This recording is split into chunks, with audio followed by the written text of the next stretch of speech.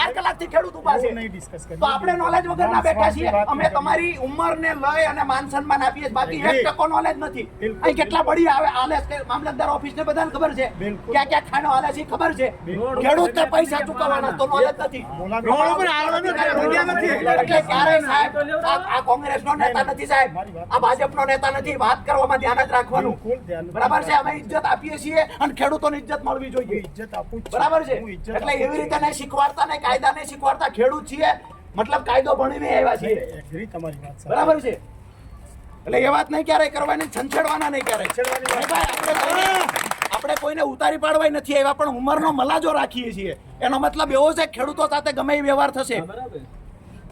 આ 1501 રૂપિયા છે અમે લખીને આપીએ છીએ તમને આવેદન પત્ર ની અંદર અને તમે કવર આપો એ કવરમાં અમે નાખી દઈએ કવર ને સીલ મારી દઈએ આપી દો જોવાના હોય ગામ એકમમાં તલાટી આંકડા ક્યાંથી ચેક કરીને આપે છે એની પાસે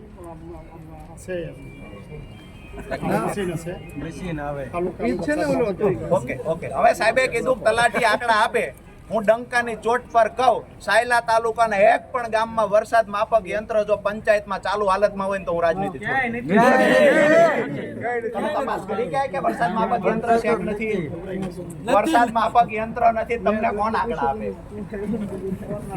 ગોટા ખાવોચિયા જોઈ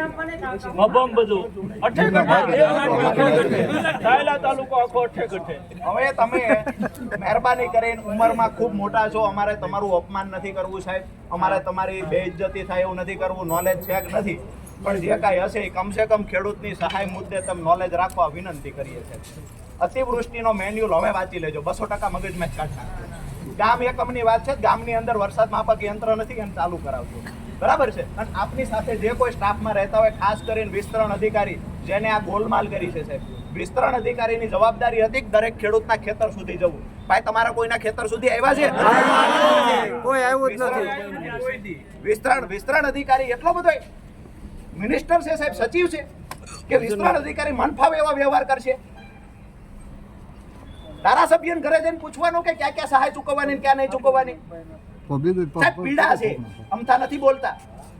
વેદના છે અમને અને સરકાર પાસે વારંવાર કહીએ છીએ પૈસા અમને ખેડૂતોને ચૂકવો તો કે પૈસા નથી ટેકાના ભાવે મગફળી ખરીદે તો કે બારદાન નથી સાહેબ અહીંયા એક ખેડૂતના દીકરા તમે પણ છો અમારા ખેડૂત આમ પણ દેવાદાર છે સાહેબ દિવસે દિવસે દેવાદાર ખેડૂત બનતા જાય છે જેનું દેવું 64,000 કરોડ 2014માં હતું એ આજે ખેડૂતનું 1,41,000 કરોડ દેવું થયું છે મતલબ આપણા ખેડૂતનું દેવું ડબલ થઈ ગયું છે તેમ છતાંય સરકાર કહે છે વારંવાર કે અમારી પાસે પૈસા નથી તો આજે અમારા ખેડૂતો બધાએ 10-20 રૂપિયા ઉઘરાવીના જોડી કરીને આવ્યા છે આ તમે સરકારને આપી દેજો અમારા વતી તમે કહો એટલે ભાઈ બે ભાઈઓ ગણી લ્યો એટલે એમાં બીજું કાંઈ ન થાય